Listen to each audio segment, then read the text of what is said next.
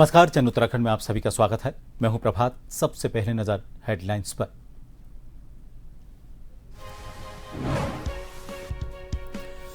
लोकसभा में गूंजा उत्तराखंड के पूर्व सीएम खंडूरी का नाम। अध्यक्ष ओम बिरला बोले, सदन उन्हें हमेशा रखेगा याद। बलूनी ने बताया प्रेरणा स्रोत।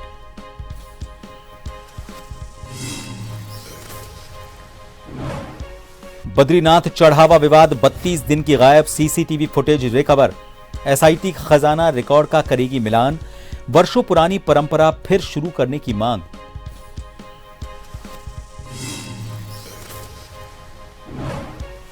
रुड़की में बदमाश ने दिन दहाड़े लहराया तमंचा। सीसीटीवी में कैद हुई वारदात। फायरिंग के दावे की जांच में जुटी पुलिस।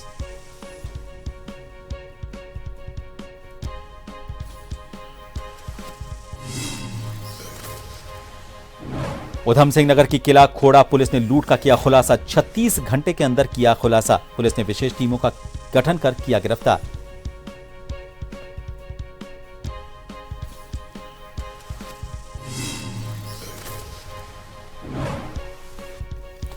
और उत्तराखंड के कई जिलों में तेज बारिश। केदारनाथ बद्रीनाथ हाईवे पर लैंडस्लाइड। सभी जिलों में स्कूल बंद। देहरादून, टिहरी और हरिद्वार में रेड अलर्ट।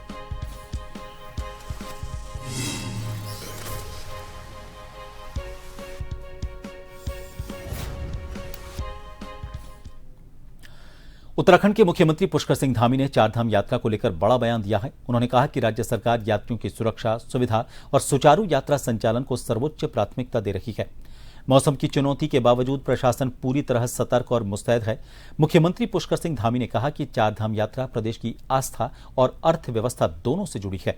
यात्रा मार्गों पर सुरक्षा के व्यापक इंतजाम किए गए हैं और सभी संबंधित विभाग 24 घंटे निगरानी में जुटे हैं। जहां जहां बारिश या फिर भूस्खलन से मार्ग प्रभावित हो रहे हैं, वहां तत्काल राहत और पुनर्स्थापन कार्य किए जा रहे हैं।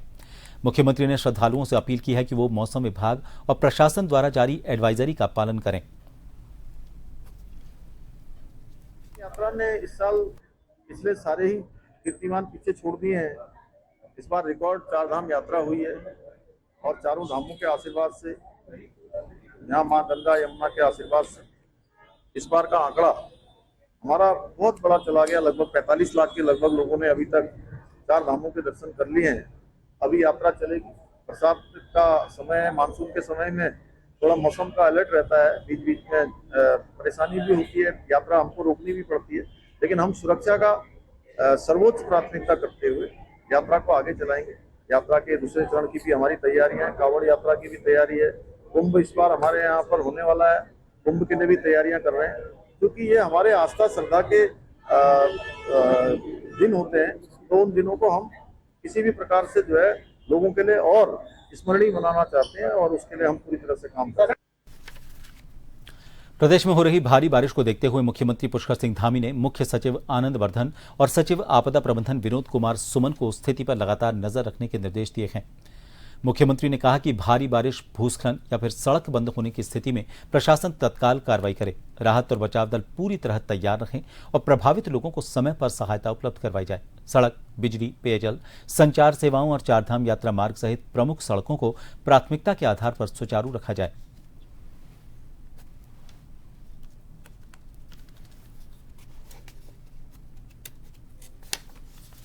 राज्यपाल लेफ्टिनेंट जनरल गुरमीत सिंह ने थानो स्थित लेखक गांव में आयोजित 15वीं यंग थिंकर्स मीट के समापन सत्र में कहा कि भारत की सबसे बड़ी युवा शक्ति ही वर्ष 2047 तक विकसित भारत और विश्वगुरु भारत के संकल्प को साकार करेगी।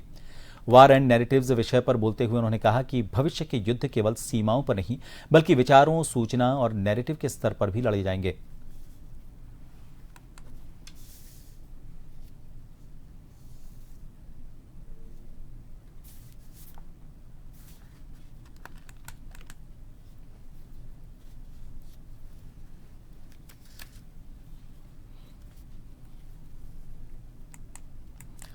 उत्तराखंड के लालकुआ में भारतीय जनता युवा मोर्चा की ओर से ग्राफिक एरा हिल यूनिवर्सिटी में युवा जनसंवाद कार्यक्रम का आयोजन किया गया। इस कार्यक्रम में मुख्य अतिथि के रूप में पहुंचे कैबिनेट मंत्री सौरभ बहुगुणा ने युवाओं से सीधे संवाद स्थापित कर उनकी समस्याओं और सुझावों को सुना।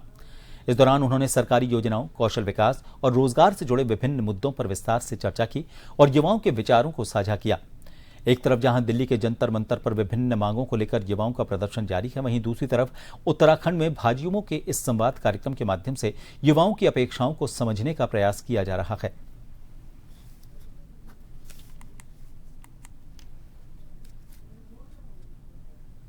लगातार भारतीय जनता पार्टी की कोशिश रही है कि हम उत्तराखंड को जो है युवाओं, जो आने वाली देश की शक्ति है, जो आने वाला विकसित 2047 का सपना पूर्ण करेगा, हमारी सरकार की कोशिश है कि हम युवा संवाद के माध्यम से युवाओं को एक सही दिशा दे सकें। युवाओं के जो रोजगार हैं, युवाओं को कैसे प्रशिक्षित करना है, युवाओं को कैसे स्किल करना है, युवाओं को कैसे रोजगार उत्पन्न हो सके, उसके लिए उत्तराखंड सरकार हमेशा से गंभीर रही है। और हमने आज युवाओं से वही चर्चा करी है कि आने वाले देश का निर्माण आप लोगों के हाथ में है, भटकिए मत, बहकिए मत। हर चीज तो सोशल मीडिया पर है, वो सही नहीं है। बहुत सारी फेक न्यूज, बहुत सारे एआई जनरेटेड वीडियोस आज सोशल मीडिया पे। तो हमने जनरल उनसे बात करी कि उत्तराखंड सरकार ने आपके लिए इन 4 वर्षों में क्या किया है, प्रधानमंत्री जी के नेतृत्व में देश में युवाओं के लिए क्या हुआ है। सावन महीने के पहले सोमवार पर उत्तराखंड के नैनीताल सहित विभिन्न प्रसिद्ध शिवालयों में श्रद्धालुओं की भारी भीड़ उमड़ी। नैनीताल में कल रात से हो रही रुक रुक कर बारिश भी शिव भक्तों की अटूट आस्था को डिगा नहीं सकी और देश भर से आए श्रद्धालु कतारों में लगकर मां नैना देवी मंदिर परिसर स्थित शिव मंदिर पहुंचे। भक्तों ने भगवान शिव और माता गौरी की विशेष पूजा अर्चना कर बिल्व पत्र, धूप और जल अर्पित कर क्षेत्र की सुख समृद्धि की कामना की। इसके साथ ही मुक्तेश्वर महादेव और भीमेश्वर महादेव मंदिरों में भी सुबह से ही बम बम भोले और हर हर महादेव के जयकारे गूंजते रखे। पौराणिक मान्यताओं के अनुसार सावन के महीने में भगवान शिव का धरती पर वास होता है और इस दौरान श्रद्धा पूर्वक व्रत रखकर पूजा करने से सभी मनोकामनाएं पूरी होती हैं। लेकिन ये मेरा पहला सावन है, तो पहली बार आई हूँ, अच्छा लग रहा है मुझे। और मंदिर में बहुत उत्साह बहुत है। शिव जी मनोकामना पूरी करते हैं और यही भक्ति भाव है हमारे अंदर, इसलिए हम मंदिर में आए। शिव जी की पूजा आज बहुत बारिश थी सुबह से, लेकिन हमें मंदिर तो आना ही था, पहला सावन था तो हम मंदिर आए। और यहाँ तो बरसात अभी काफी दूर से चल रही है नैनीताल में। देखिए, सावन मास का पहला सोमवार है। शौर्य मास, चंद्रमा 2 ये शौर्य मास को मानने वालों के लिए पहला सोमवार आज है। अन्यथा फिर 28, 29, 30 के बाद में जो आएगा कृष्ण पक्ष से, वो दूसरा सोमवार जो प्लेन्स वाले हम लोग मानते हैं वो होगा। 4 सोमवार सावन में पड़ रहे हैं, तो सावन का पहला सोमवार आज है। भोलेनाथ के जिस प्रकार से वर्ष में 4 नवरात्रि होती हैं, तो ऐसे ही भोलेनाथ के लिए भी 4 महीने हैं, 2 दक्षिण में, 2 उत्तरायण में। जो पहला सोमवार सावन मास का पहला सोमवार है, भगवान भोलेनाथ को मनाने का, भगवान सुंदर को पूजा करने का, अभिषेक करने का विशेष महत्व है सावन में। और विशेष करके वर्षा काल में तो विशेष इसका विशिष्ट महत्व माना जाता है। तो इसीलिए लोग बाग प्रातःकाल से भगवान भोलेनाथ ऐसे हैं, आशुतोष सुन ऑर्डर दानी करो कल्याण अखिल जग जानी कर रखा है। तो इसलिए भोलेनाथ के सामने जो कहो वो दे देते हैं, उनके बराबर दाता कोई भी नहीं है। तो इसलिए सब लोग भोलेनाथ के सामने अपनी प्रसन्नता मनोकामना पूर्ण करने के लिए आज सावन के पहले सोमवार के दिन सवेरे से ही जलाभिषेक, दुग्धाभिषेक, अनेक प्रकार की कामनाओं के अलग अलग जो अभिषेक हैं उनके महत्व को समझते हुए यहाँ पर आकर के भगवान का पूजन कर रहे हैं, आसन कर रहे हैं, वंदन कर रहे हैं। देश के ज्यादातर हिस्सों में सावन के पवित्र महीने की शुरुआत 30 जुलाई से होगी, लेकिन उत्तराखंड में क्षेत्रीय कैलेंडर के अनुसार ये 16 जुलाई को ही शुरू हो चुका है। देश के ज्यादातर हिस्सों में सावन के पवित्र महीने की शुरुआत 30 जुलाई से होगी, लेकिन उत्तराखंड में क्षेत्रीय कैलेंडर के अनुसार ये 16 जुलाई को ही शुरू हो चुका है।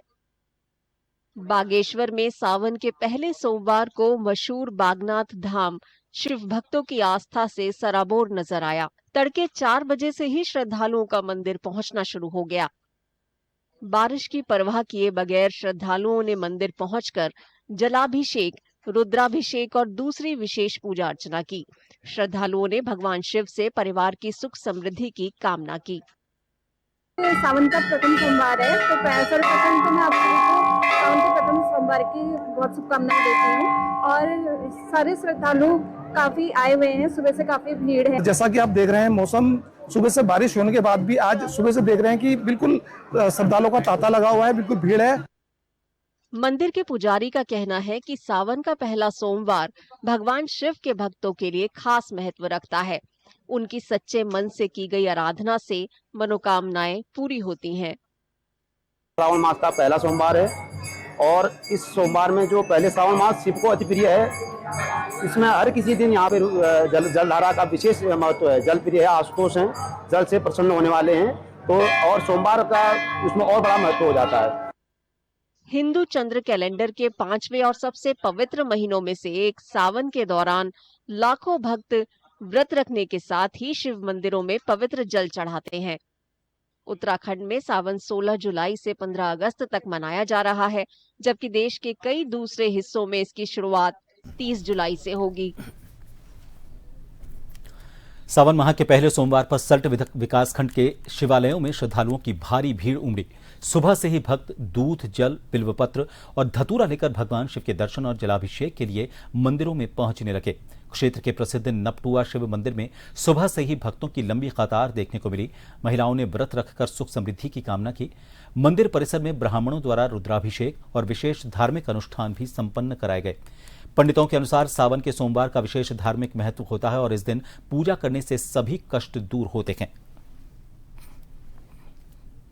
अभी यहाँ पर प्रथम बार मैंने सावन का महीना यहाँ अटेंड किया है, यह मैं रह रहा हूँ, इसलिए जैसा भी है, लेकिन जैसा मेरे को देखने में आया है कि पहले से यहाँ बहुत ही ज़्यादा विकास हुआ है और आगे भी हम इसी तरह विकास की यहाँ से उम्मीद करेंगे। सावन का पहला सोमवार व्रत, नए संकल्प और आध्यात्मिक शुरुआत का प्रतीक है। यह दिन भगवान शिव की कृपा पाने, मन की शांति और मनोकामना पूर्ति के लिए विशेष रूप से शुभ माना जाता है। मान्यता है कि इसी दिन से माता पार्वती ने शिव जी को पति के रूप में पाने के लिए तपस्या शुरू की थी और इसीलिए हम ये सावन के महीने में भगवान शिव की और गौरा पार्वती की हम पूजा करते हैं, उनकी आराधना करते हैं। इसमें जो भक्त पूरे सावन भर व्रत का संकल्प लेते हैं वो पहले सोमवार से ही इसी की शुरुआत करते हैं। एक ब्रेक के लिए रुकेंगे, बने रहिए जन टीवी पर।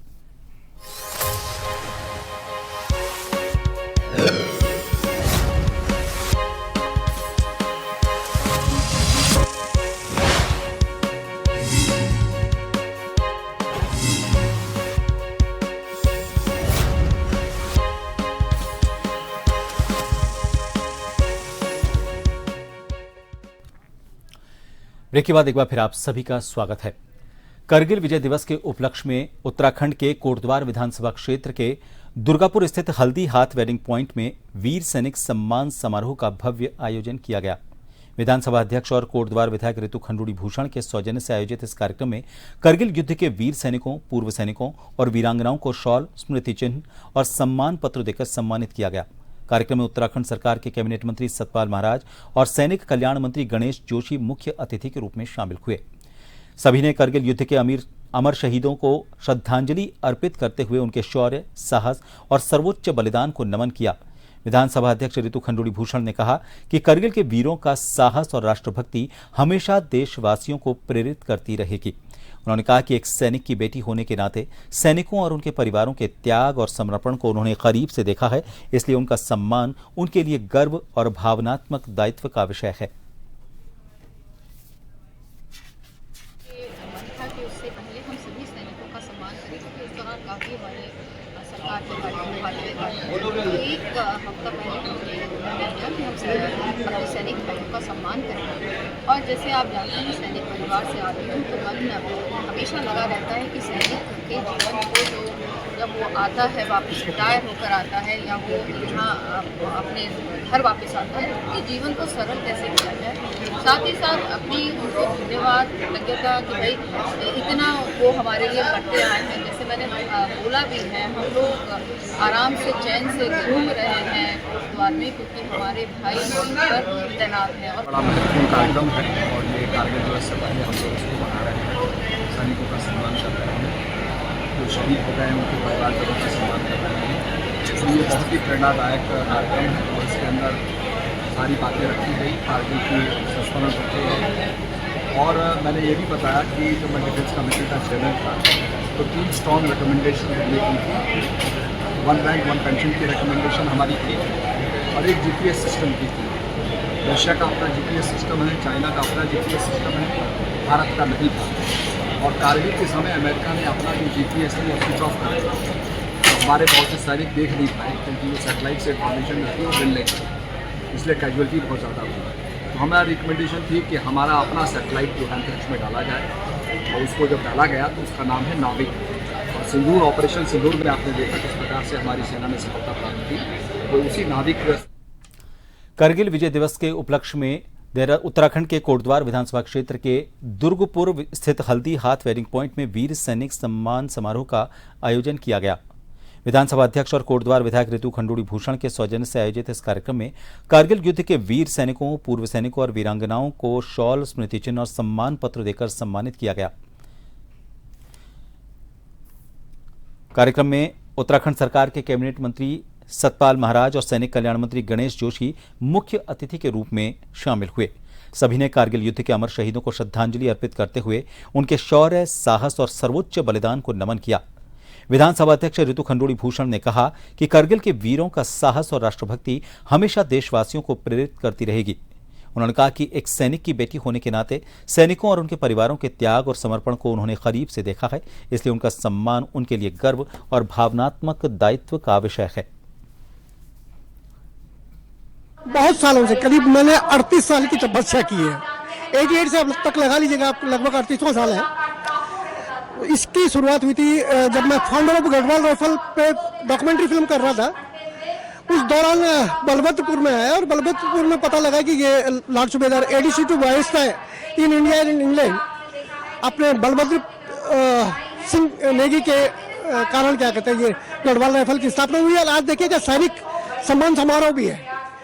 वहीं से लेके ये परिकल्पना हुई, फिर ये घमंडपुर में यानी दुर्गापुरी में हमारे बद्रीश पोखरियाल हुआ करते थे, गोकुलानंद बरफाल जी हुआ करते थे और शिवानंद नौटियाल उसमें शिक्षा मंत्री, शायद रिटायर हो चुके थे, ये शिक्षा मंत्री थे। तो यहाँ उनसे मुलाकात हुई। उन्होंने कहा इस्तेमाल जी आप जब इस पे कर रहे हैं, फाउंडर ऑफ गढ़वाल राइफल पे काम कर रहे हैं, तो क्यों नहीं आप करुणाश्रम पे काम करते हैं। बस दिमाग में क्लिक हुआ, तब से करुणाश्रम के लिए बिल्कुल वचनबद्ध हो गया। 1992 में दिल्ली से पूरी एक भारतीय कला केंद्र की टीम लेके यहाँ आया और शकुंतल नृत्य नाटिका करके एक दूरदर्शन के लिए एक फिल्म बनाई, शॉर्ट फिल्म। और तब से लेके आज तक लगातार इसके विकास के लिए अकल्पनीय जिसको बोलते हैं वो हार्डकोर मेहनत कर रहा हूँ। देहरादून के विकासनगर तहसील के उम्मेदपुर में सरकारी भूमि पर किए गए अवैध कब्जों के खिलाफ प्रशासन ने बुलडोजर कार्रवाई शुरू कर दी है। हाईकोर्ट के निर्देशों के बाद 4 जेसीबी और भारी पुलिस बल के साथ पहुंचे प्रशासनिक अमले ने ग्राम समाज और वन विभाग की करीब 15 बीघा जमीन को अतिक्रमण मुक्त करवाया। अधिकारियों के अनुसार भूमाफिया ने सरकारी जमीन पर प्लॉटिंग करने के साथ ही प्राकृतिक नालों में मिट्टी भरकर उन्हें समतल कर दिया था। मौके पर मौजूद जिला प्रशासन, वन और खनन विभाग की टीमें डंपर और ट्रैक्टरों की मदद से नालों से अवैध मिट्टी हटवाने में जुटी रहीं और अधिकारियों का यह कहना है कि यह अभियान आगे भी लगातार जारी रहेगा।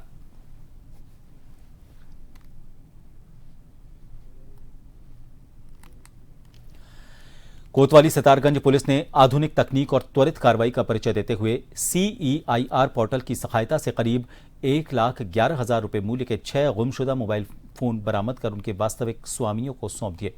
लंबे समय से अपने मोबाइल खो जाने से परेशान लोगों को जब उनके मोबाइल वापस मिले तो उनके चेहरों पर खुशी लौट आई। सभी ने उत्तराखंड पुलिस का आभार व्यक्त करते हुए पुलिस की सक्रियता और कार्यशैली की खुलकर सराहना की। उपलब्धि वरिष्ठ पुलिस अधीक्षक उधम सिंह नगर अजय गणपति के कुशल नेतृत्व और पुलिस अधीक्षक नगर एवं क्षेत्राधिकारी सितारगंज के प्रभावी निर्देशन में हासिल हुई।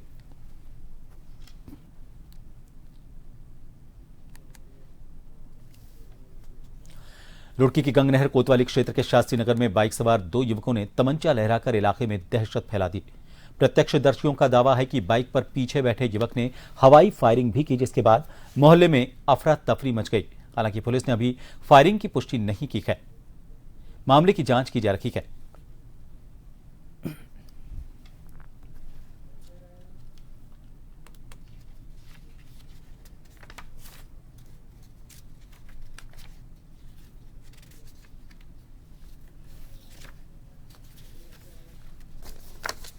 एक बार फिर नजर डालेंगे हेडलाइंस पर।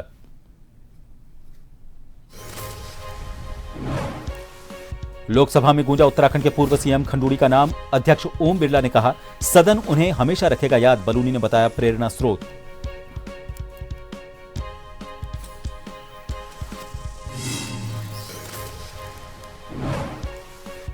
बद्रीनाथ चढ़ावा विवाद 32 दिन की गायब, सीसीटीवी फुटेज रिकवर। एसआईटी खजाना रिकॉर्ड का करेगी मिलान। वर्षों पुरानी परंपरा फिर शुरू करने की मांग।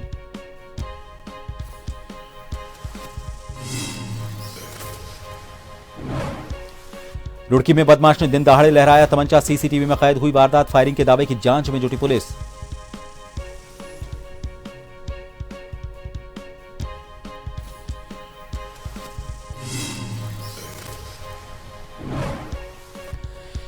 उधम सिंह नगर की किला खोड़ा पुलिस ने लूट का किया खुलासा। 36 घंटे के अंदर किया पर्दाफाश। पुलिस ने विशेष टीमों का गठन कर किया गिरफ्तार।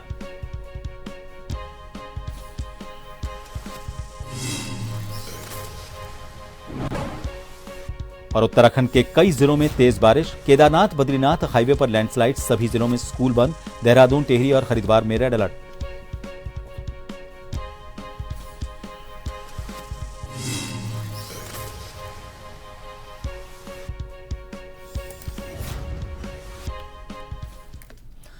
फिलहाल के लिए इस बुलेटिन में इतना ही। नमस्कार।